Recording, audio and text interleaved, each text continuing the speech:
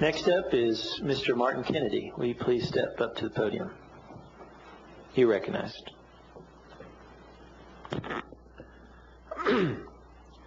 I am Martin Kennedy, which is to say that according to today's city paper, I don't happen to be one of the two clear front runners. Not sure why precisely and how the front runners were determined. The candidate meet and greet was only last night. My strong suspicion is that some level of horse trading and back scratching has been underway for at least a week now. If that's the case, I'm not surprised that I find myself at a distinct disadvantage. I never developed much of a taste for horse trading in general. In the case of filling a school board seat, I find the process more than distasteful.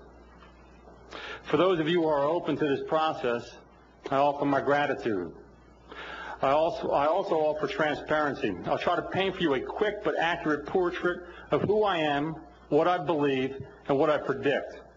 I won't gush about how I feel about children or otherwise engage in any emotional appeal. I'm an assistant professor of economics at MTSU.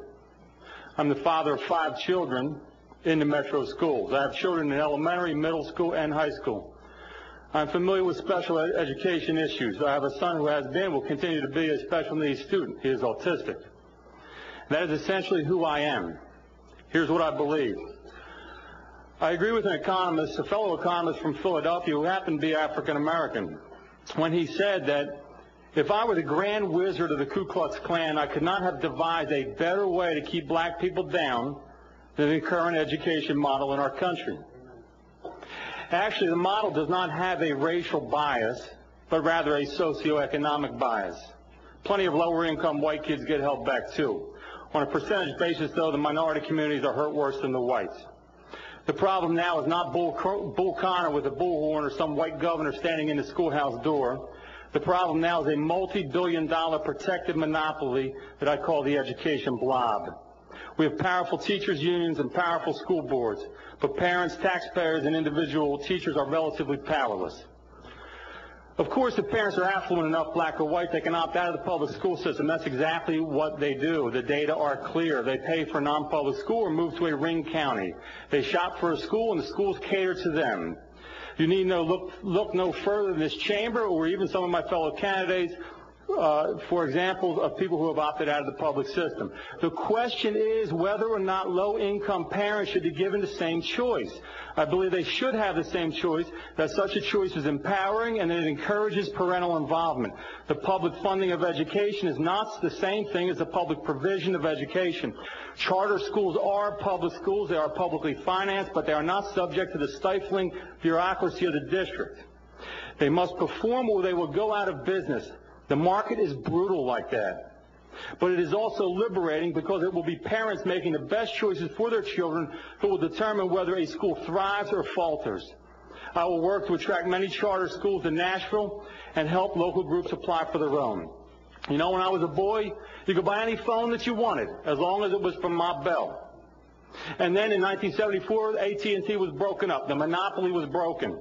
And now you can get a phone that can call and text and take pictures, and it costs less to call anybody anywhere in the country than it did back in the mid-'70s. AT&T is still a player, but they didn't stay a player by offering rotary dial big clunky phones.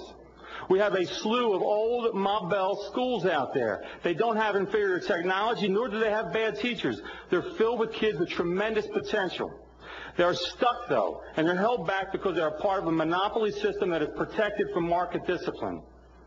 You can send a kid to any school, you can send your kid to any school you want as long as it's this school in this district. If parents are empowered, here's what I predict. Within one generation, the elimination of racial differences on standardized test scores.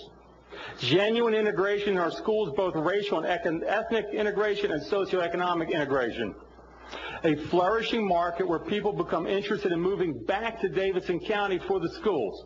So as promised, no gushing, no emotional appeals, a very strong policy appeal that is bipartisan. Charter schools have been long supported by Republicans, and just recently the Obama administration has shown very strong support for charter schools. Thank you very much. Thank you, Mr. Martin.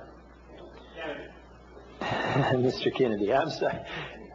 Martin is a friend of mine, so Mr. Kennedy, thank you.